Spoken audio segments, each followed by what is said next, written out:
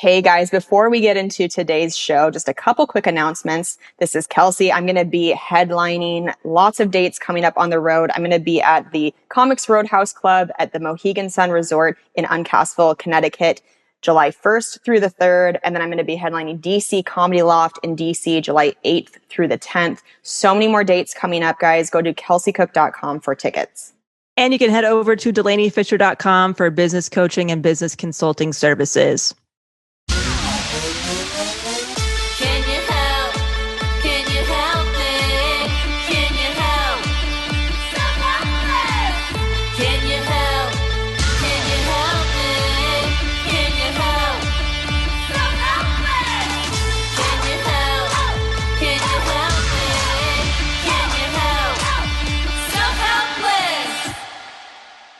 Hey, everybody. Welcome to another episode of Self-Helpless. I'm Kelsey Cook. I'm Delaney Fisher. And today we're going to be talking to you guys about criticism, about handling criticism, managing it, the different types, constructive criticism versus destructive criticism, and just everything in between. So juicy. Let's dive right in. But first, a quotable. This is from, submitted by Helpster Diana. It says, healing doesn't mean the damage never existed. It means the damage no longer controls our lives. Wow. That's a Akshay Dubey quote. Yeah. Wow. That's a good one. That is an excellent one. I have not heard that before. Thank you so much, Diana. Yeah. For submitting that. And if you want to submit your own quotes, you can head over to patreon.com/selfhelpless. Yeah. I think a lot of perfectionists, myself included, can get caught in that trap of ruminating on things that you wish hadn't happened and just being like, ugh, I wish I could have just avoided that damage or whatever it is. But that's not reality. You can't live life perfectly. You have to figure out how to deal with it once stuff like that happens. Oh my gosh. I'm constantly pulling myself out of perfectionism. Yes. My phone is just filled with hot tips to get myself out of spirals. I mean, it's ridiculous. I mentioned it before. I mean, we're not sponsored by this app or anything. I just really am loving it. It's called the I Am app. I believe if you just search it on your phone, and it's that little widget that sits at your top of your phone, and it just refreshes a new positive quote or something that motivates you. I just love it. So every time I look at my phone, it makes me feel good. Right now it says, I know I am good enough to accomplish whatever I set my mind to. And I'm just like, thanks, phone. Yeah. Oh my gosh. It's like a fairy godmother out of nowhere. So nice. Yeah. Yeah. It's like, if we can't break our bad phone habits and you're going to be looking at it, you might as well get a little positive boost while you are. Yes. Yeah, that is a really good practical tip. If you're spending a lot of time somewhere that might be sometimes draining your energy, how can you implant something that's going to level some shit out? Yeah. Yeah. I like that app a lot. So handling criticism, when we decided we were going to talk about this, one of the first things that came to mind was the book, The Artist's Way, which we have talked about so many times, probably the most referenced book, I would say, on this podcast in the almost 4 years of us doing it now. But criticism is a topic that comes up frequently throughout The Artist's Way. And it has stuck with me in times that I've received criticism because there's just some really foundational truths that I had not heard about criticism until I read this book. So I wanted to just read a couple little pieces of it. Yeah, let's hear it. So she's talking about the shame aspect of criticism and how that can potentially shut people down from creating more. Yes. So then she says, let me be clear, not all criticism is shaming. In fact, even the most severe criticism, when it fairly hits the mark, is apt to be greeted with an internal aha if it shows the artist a new and valid path for work. The criticism that damages is that which disparages, dismisses, ridicules, or condemns. It is frequently vicious, but vague and difficult to refute. This is the criticism that damages. So just right there, I love that because it's true. It's kind of like we were just saying in the beginning of this episode with the quotable. It's like, you can't go through life expecting to never receive criticism for your work. It is a part of life. I mean, it's a part of relationships. It's a part of things even outside of work, but it's the criticism that is presented in a way that's actually helpful and constructive, Right. that can make you go, oh, not only was this potentially not painful to hear, but I'm glad I heard it because now it's helping me. So helpful. I love constructive criticism. I honestly, for me, criticism holds a very heavy weight, that word. I just like saying it's feedback, it's information, it's data. So when I get Yeah. that information, I'm like, wow, this person gave enough of a shit to send this in or let me know this thing because they obviously believe that I'm going to receive it and maybe implement it and do better or do things differently. And I appreciate that. It's the destructive stuff that is very unhelpful and fucking rude. Yeah. And it's like, what? Yes. Absolutely. And then she goes on to say, shamed by such destructive criticism, an artist may become blocked or stop sending work out into the world.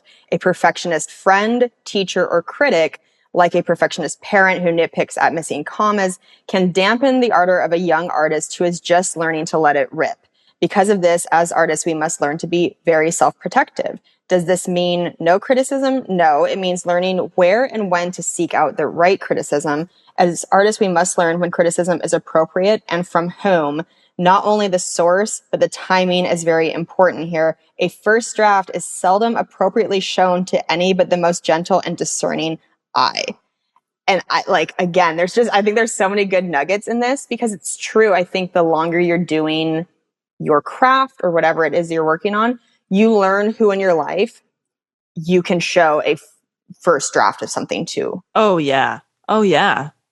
I Right? mean, anything creative, I feel like you learn that early on when you're starting of like who can you trust with information and who is not to really be trusted for that specific thing because of their own Yeah. fears that they might project on you. Right. And that's a big thing too, is when you are receiving destructive criticism, trying to take a step back and go, okay, who is the person that's saying this to me? Yeah. And where are they at in their life? And do Yeah. I respect them? Oh, absolutely. I actually have done several exercises around this too. And I like to ask myself a few questions about the person. Do they seem happy? Are they doing what I want to be doing? Do they have a life or lifestyle that I would really enjoy? And Mm-hmm. 10 times out of 10, the answer is no when it's Yeah. destructive criticism. And that's very Yeah. helpful. Yeah. And so, yeah, I'm a big fan of actually putting pen to paper and asking yourself those types of things. Yeah. Especially if it's a big criticism, if it's something that really, really hurts, I think it's good to just sit down and break all that down sometimes. Yeah. So those are some parts, some excerpts from The Artist's Way that I found very Yes. helpful. Very nice. Another thing I love doing is if I'm nervous, if I'm scared to do something because of criticism, instead of that like that vague fear that's floating around in your head, like everybody's gonna think I'm stupid and I'm gonna get all this shit. It's like writing down the exact people you're worried about. And when you actually write down the exact people, you realize, oh, it's like 3 people I'm scared of, not 5 million people floating around in my head, not the whole world.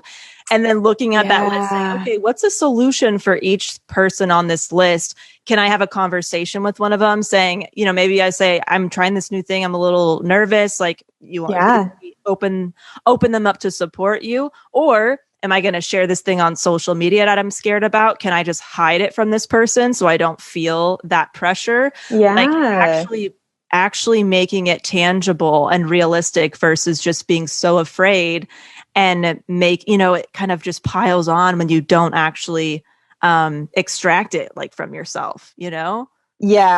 I think when we're in the place of receiving destructive criticism, it triggers that other part of our brain that's not really thinking logically, which I think Yeah. that's such a great exercise you're talking about, to actually write down like, okay, how many people are you actually receiving this criticism from? Because most of the Right. time it's a much smaller pool of people than in your Right. mind where you're like, oh my God, everybody thinks this is like, no, 3 shitty Right. people on the internet. Right. said a mean comment, and now you're letting that inform your entire reality, and that's just like not the case. Exactly. It's like you get in that flight or flight mode because if Yes. you're getting criticized, it can feel threatening because Yes. criticism might be like an attack. Back in the day, might be an attack or something worse. And then like I've done this exercise before and I'm like, oh, my fucking uncle's neighbor's sister's daughter. Why am I worried about her? I've seen her like every 5 years. This is insane. This is the type of person I was going to let these 3 people stop me from pursuing this thing I'm passionate about. That's wild. Exactly. Exactly. Yeah, it's and Julia Cameron in The Artist Way talks about that we're not able to control, right, necessarily the amount of criticism we're going to receive or when. And I'm learning to just more and more online that the more your stuff is reaching more people, you are it's a numbers game. Like, Yeah. you will be receiving criticism. And I guess this is my like good shit for the week, but I'll bump it up to here because it makes sense to talk about it now. So some of my stuff went viral on TikTok. And did we talk about this on the last episode? I don't remember.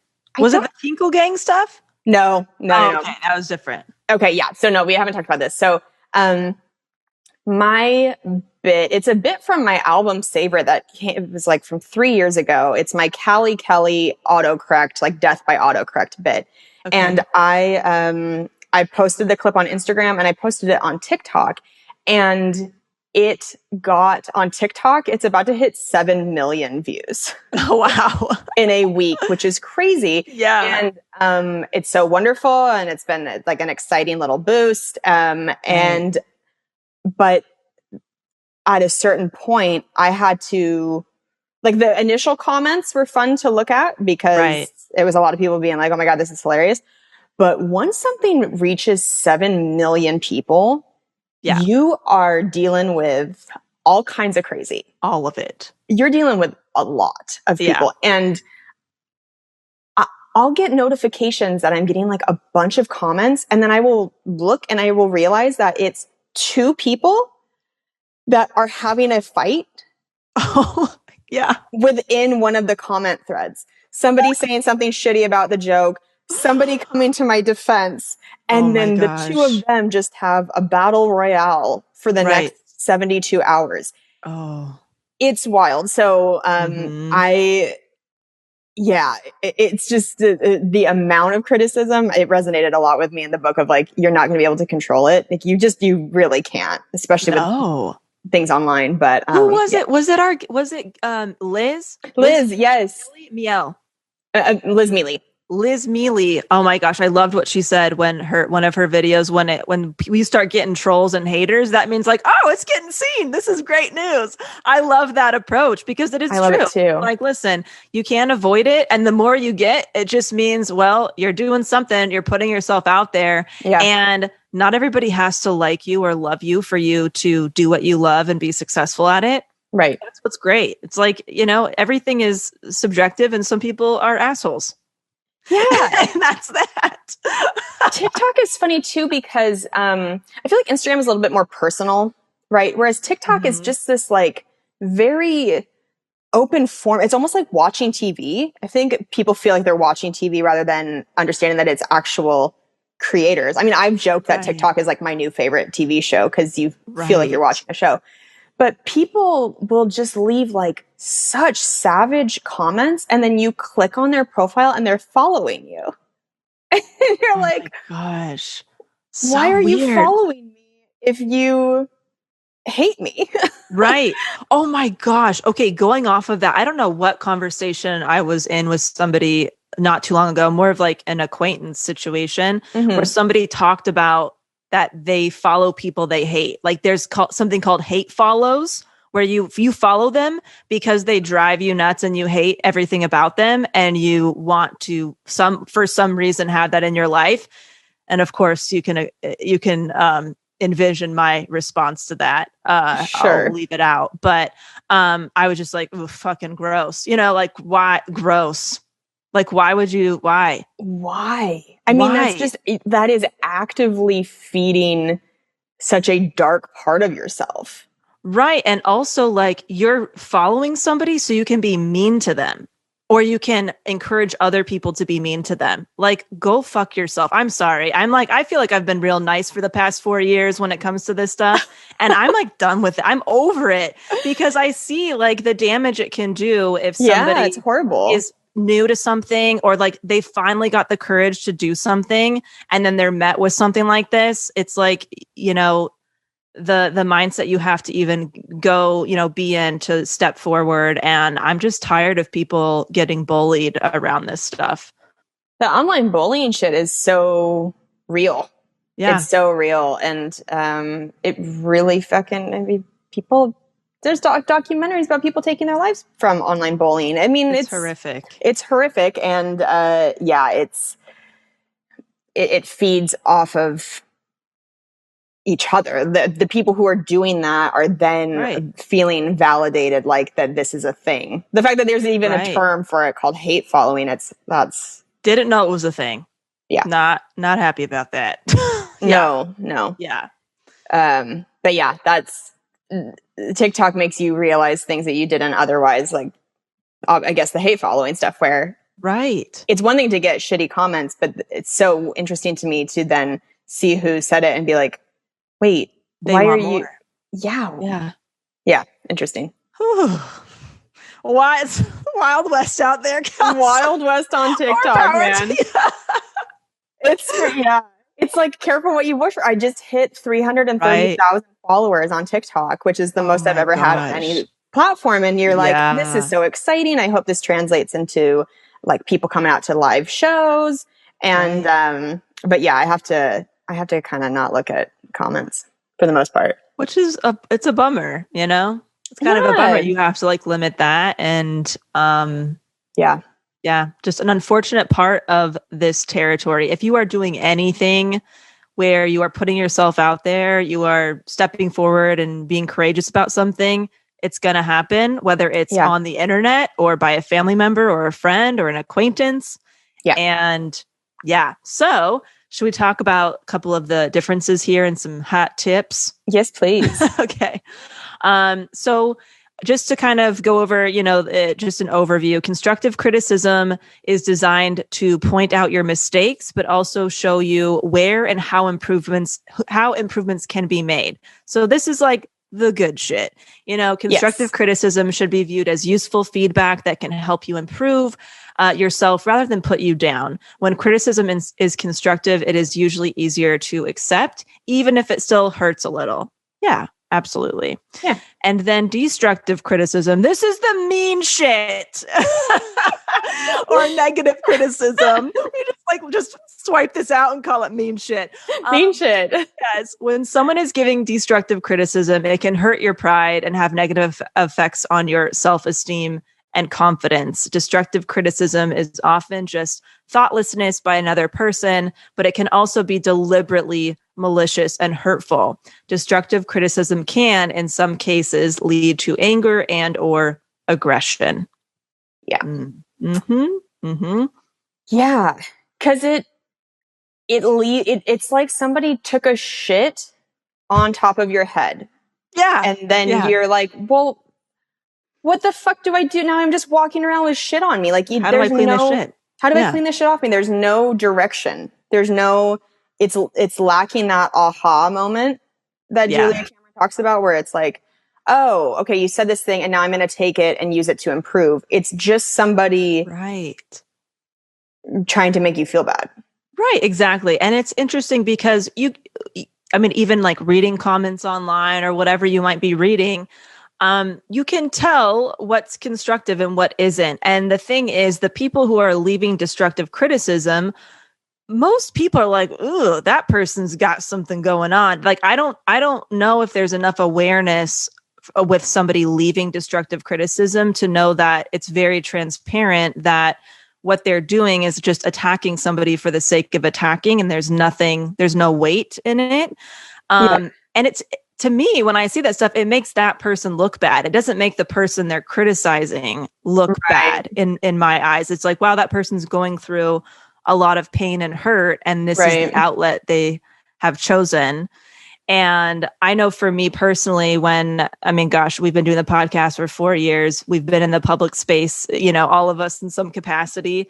And when I get criticism that is sometimes it's just not even factual and it's really funny. You know what I mean? Like it's just somebody making an assumption about your life and stating it like it's fact and reality, and it's not. And that's the kind of stuff that I usually just am able to laugh off, because it's like somebody saying, Delaney, you're 3'4". Why are you so short? And get taller. And why are you staying 3'4"? You know what I mean? It's like, well, I'm 5'8.5", so that's kind of a weird thing to say. Okay, that's funny, I guess.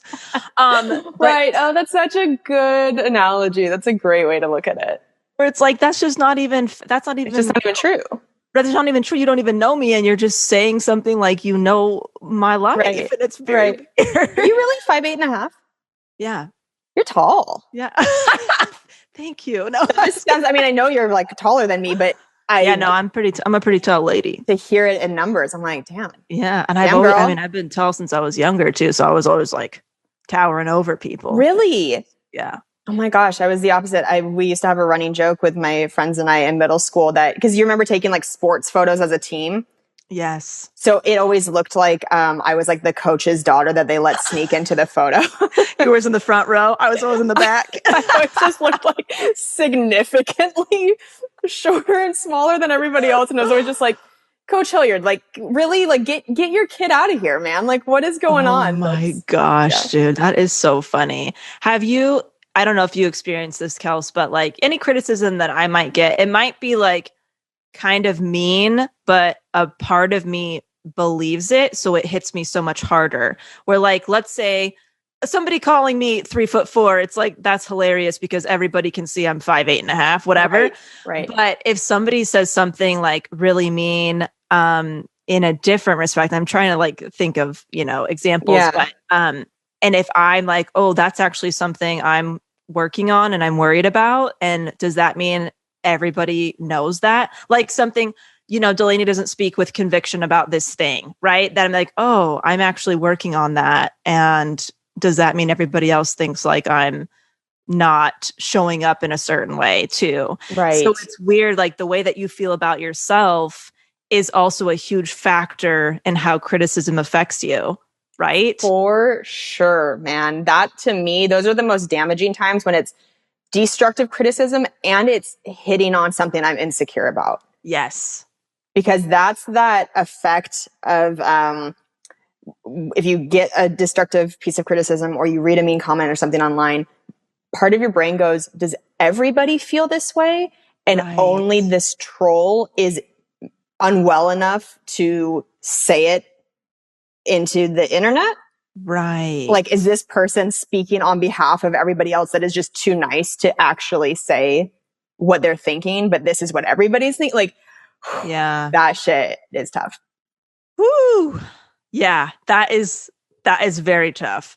Yeah. So when you are interacting with someone who is criticizing you, constructive or not, here are some reactions and actions to try. And this is all from Psychology Today. Number 1, stay calm. Calmness, even if it does not come naturally or easily, always wins over agitation. You will get to the next several steps only if you can remain calm. Keep breathing deeply. This is very challenging to do in the moment, dude. This is like, you have to like talk yourself out. Like, don't say what you want to say. Don't fight back. Take a breather. I mean, I have, experience where I am so upset and angry in the moment about something that was just horrible that was said about me. And in that moment, I'm like, I feel like I could totally do X, Y, and Z and humiliate this person. And I have all the means to do it. And I'm like, I could totally do that right now, but I would not stoop to that level that they have met me at, I will not meet you there, dude. And so I try to just sleep on it. I just say, look, I'm taking the night and I can take action tomorrow if I'm still fucking pissed. Right. Right. And then I wake up and I say, you know what? I feel better. I'm not going to be that type of person. Something usually positive has happened since that moment to make me kind of come out of that. Do you have anything that like pulls you out of that moment, Kels? Yeah. Well, and I was going to say too that there are so many times in life where I think you receive criticism and you don't even realize until like 3 hours later how much it bothered you. Because sometimes criticism is just really like, they just can slide it in real smooth, real subtle, real slick, just a quick kind of like passive aggressive or whatever. And in the moment you'll feel, I feel like I'll always feel it in my body where you'll go like, like, why did my stomach just kind of tense up? Like, why do I feel not great right now? But if you're in conversation, especially if it's with somebody that you are not used to them making you feel a certain bad way, you might just like kind of blow through it and keep the conversation going. And then it's not till later when you're on your own that you're thinking like, that was kind of fucked up. Like that was shitty. So, yeah, I think what you're saying you do is super helpful, and it's hard, and it takes practice to take a deep breath and be like, okay, like just staying in touch with yourself. If you know criticism is happening in the moment, just being like, no, this fucking sucks. But take a deep breath, maybe a CBD gummy or a glass of wine or a good burger. Whatever you got to do. Whatever you got to do. And then next one, listen before you start responding. Let the person finish saying what they need to say. If you don't, you will appear defensive and the other person may become more agitated. Take a moment to prepare your response. And if you are not ready to respond, then move on to step number 3. Kels, do you want to dish out step number 3? Number 3, tell the person who has just criticized you that you need time to fuck off. I'm kidding. I was not expecting that.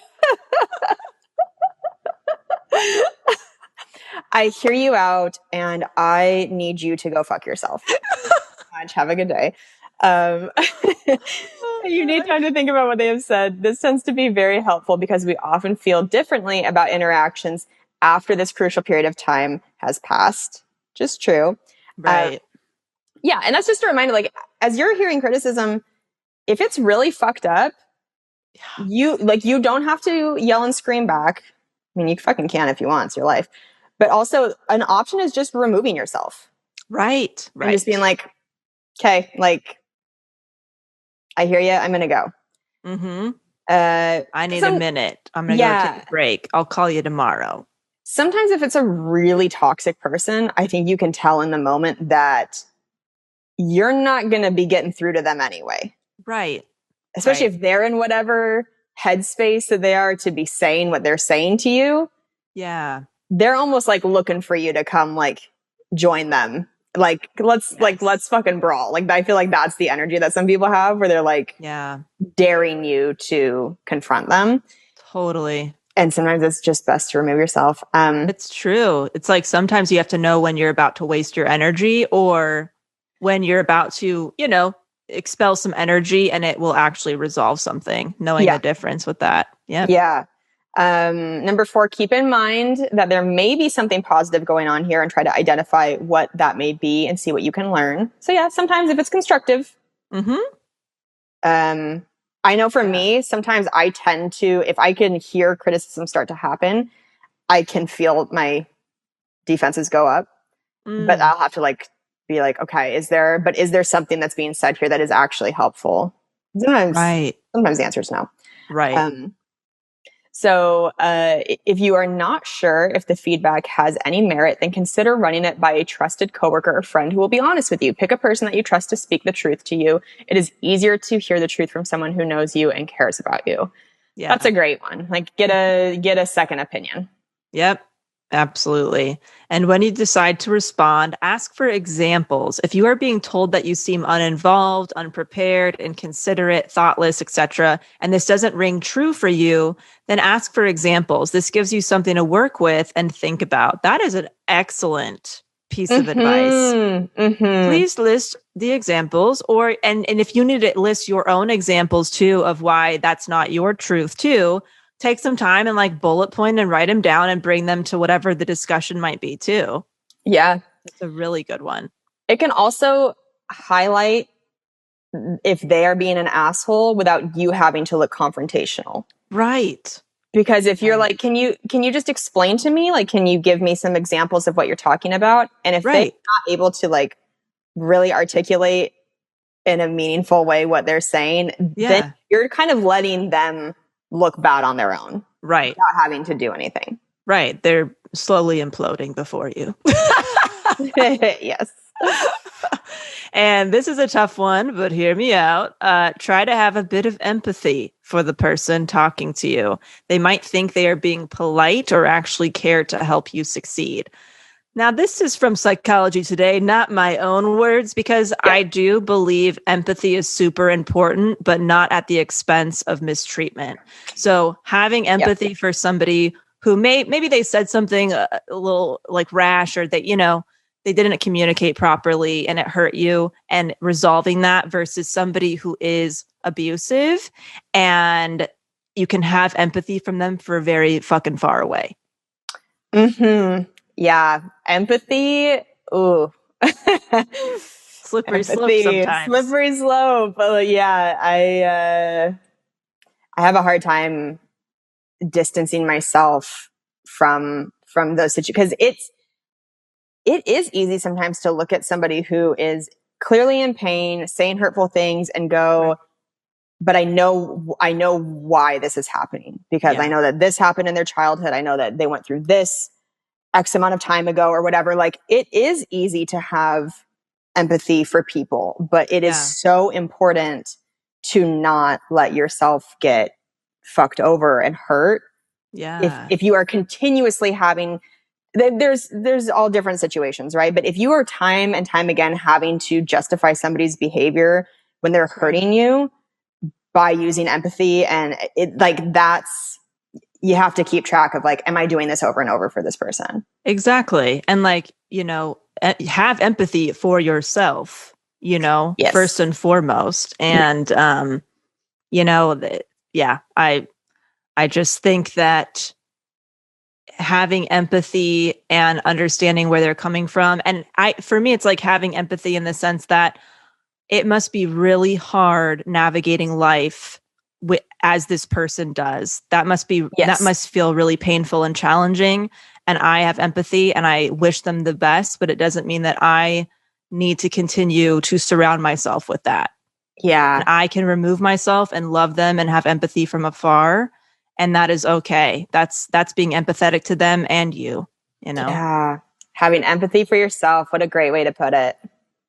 Mm-hmm. Yeah. Because that's a big part of the equation. You can't just rescue people. Right. Yeah. You can't just have empathy for everybody else. Yeah. Yikes. That's a tough life to live. Mm-hmm. And then number 8, consider doing something nice for yourself on the day that you have received information that feels critical. We all benefit from proper self-care.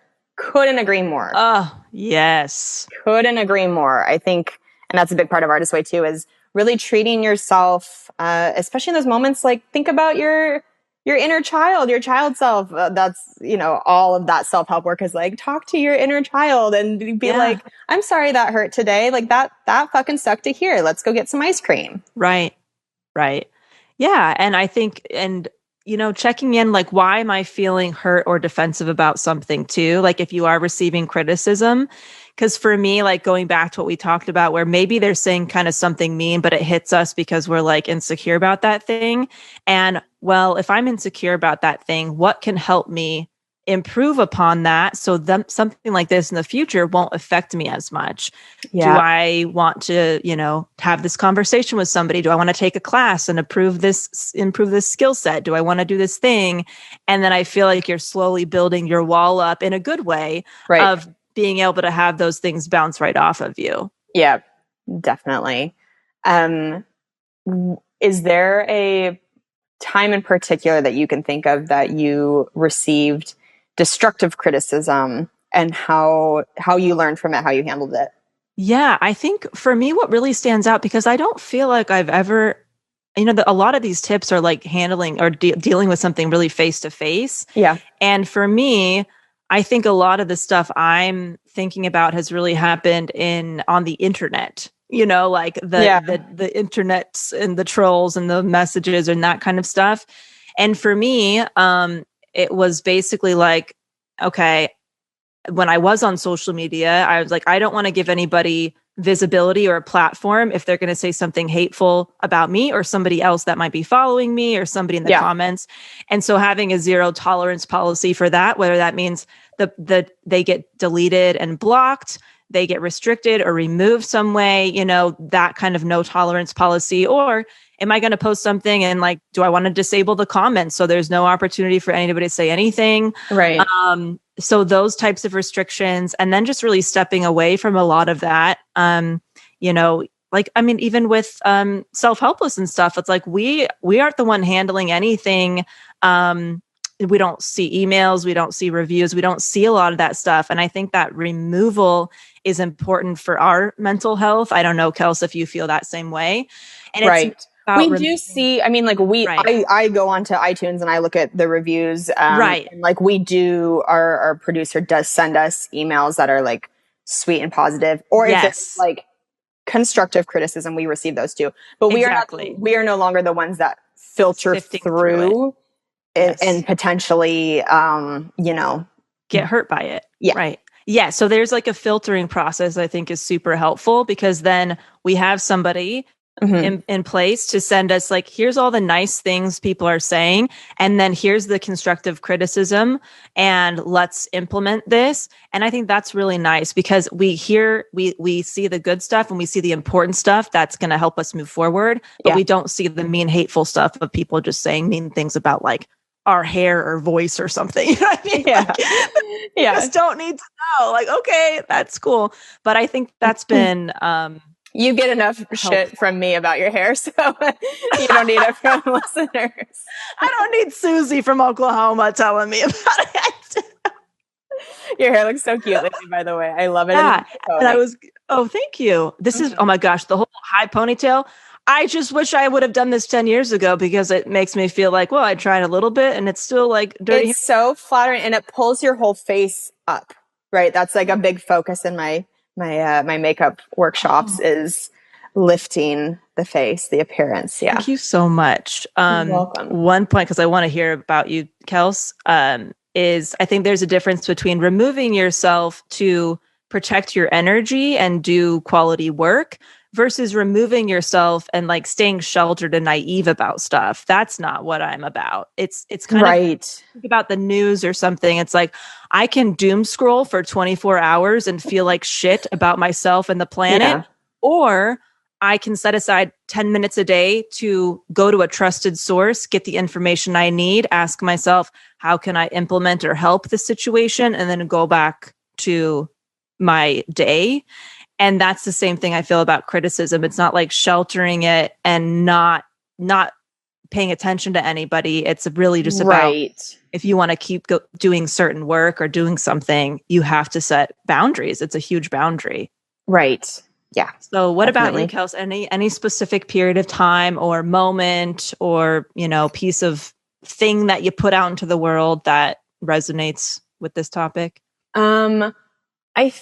I've touched on it before earlier on in the podcast, but I think doing like some of my earlier TV sets were some of the first time that I had been opened up to criticism on a whole new level, both on the internet and also within certain comedy relationships, where it's like all of a sudden you kind of can become somebody that is doing an opportunity that others might really want. And if they are not getting it, then they are going to look for ways to pick it apart, potentially, And I had some really tough times with that early on, of taking things very personally rather than taking that initial step back and going, okay, but who is the person saying this to you? And what is their career like? And is this the type of person that is even in a good place in life where you would want to hear these things from them. And so those were some early times that I wish I had not let it cut me so deeply. But I learned from it, and now I'm, I think I would also enter, if I was feeling insecure about something, like a piece of work I'd put out, I think you could like feel it on me, and you could feel it in conversation. Like if it got brought up, I think I thought, oh, if I say a remark about the thing I'm insecure about with it first, then it will like let them know that I know I'm insecure about it. So then they won't criticize me. I'll just like call attention to it. Oh, interesting. Yeah. And it's funny because that would be like met with a lot of people being like, oh, I didn't think that at all. And it was, I had like almost like a desperation, I think, like an energy about certain TV things of being afraid to be further criticized after getting shitty stuff online or whatever. And I was seeking validation. Like I really was wanting, people to comfort me, and I was feeling insecure.